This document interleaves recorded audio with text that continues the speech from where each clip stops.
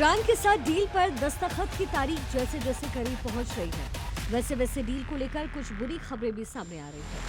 पहली खबर तो है कि डील करने वाले डोनाल्ड ट्रंप की कोर्टी में ही फूट पड़ चुकी है। इसकी एक वजह है ट्रंप पर ईरान के सामने सरेंडर कानून, और दूसरा ईरान की ताकत को लेकर अमेरिकी खुफिया एजेंसी CIA की रिपोर्ट।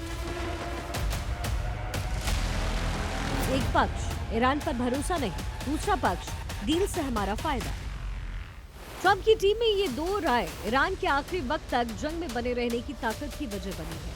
डील की शर्तों का विरोध और ईरान पर संदेह करने वाले गुट का कहना है कि इस डील में ट्रंप ने ईरान को जरूरत से ज्यादा ढील।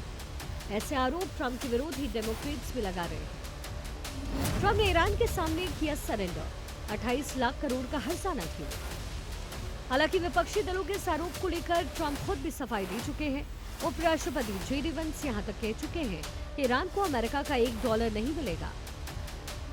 ईरान परमाणु हथियार नहीं रख सकता, स्ट्रेट ऑफ हॉर्मुज खुला रहेगा, और यदि ईरान सही व्यवहार करता है तो उसे कई आर्थिक लाभ मिलेंगे। अगर वो ऐसा नहीं करता तो उसे कुछ नहीं मिलेगा। JD Vance ने अपने बयान के साथ विरोधी दलों को जवाब तो दे दिया है, लेकिन ट्रंप की कोर टीम की फूट का क्या, जो सीक्रेट रूम से निकलकर मीडिया रिपोर्ट्स की सुर्खियां बन चुकी है। इसके मुताबिक टीम 1, इसमें उपराष्ट्रपति JD Vance, ट्रंप के सलाहकार स्टीव विटकॉफ और दामाद जेरेड कुशनर हैं। ये टीम ईरान से डील को परमाणु हथियार खत्म करने की दिशा में अहम कदम मान रही है। टीम 2, इसमें विदेश मंत्री मार्को रूबियो और रक्षा मंत्री पीट हेगसेथ शामिल हैं। ये दोनों CAI की नई रिपोर्ट की वजह से ईरान पर भरोसा नहीं कर रहे। दरअसल CIA के डायरेक्टर जॉन रेडक्लिफ ने सीजफायर के दौरान अपने एजेंट से ईरान में सर्वे करवाया, जिसमें ऐसी बातें पता चली जिससे ईरान पर भरोसा करना मुश्किल हो जाता है।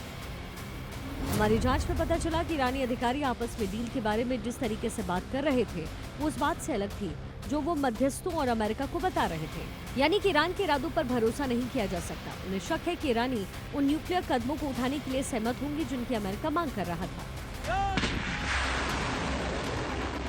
CIA की रिपोर्ट में ये भी कहा गया कि इस जंग के बाद ईरान ज्यादा ताकतवर बनकर उभरा है। उसके पास परमाणु हथियार से ज्यादा खतरनाक हॉर्मुज स्ट्रेट मिल गया। वो जब चाहे इसे अपनी सैन्य ताकत पर बंद कर सकता है। इसके अलावा यमन के हूती विद्रोहियों के जरिए बाब अल मंदीब स्ट्रेट में भी संकट पैदा कर सकता है। ऐसे में दुनिया के दो बड़े समुद्री व्यापार मार्ग एक साथ प्रभावित हो सकते हैं। तो क्या इस खुफिया इनपुट के बाद ट्रंप डील पर दोबारा विचार करेंगे या मौजूदा डील के साथ आगे बढ़ेंगे? दोनों ही हालत में ट्रंप की राह आसान नहीं होने वाली। विरोधी दल पहले ही इस डील को सरेंडर लेटर करार दे चुके हैं। ब्यूरो रिपोर्ट, जी मीडिया।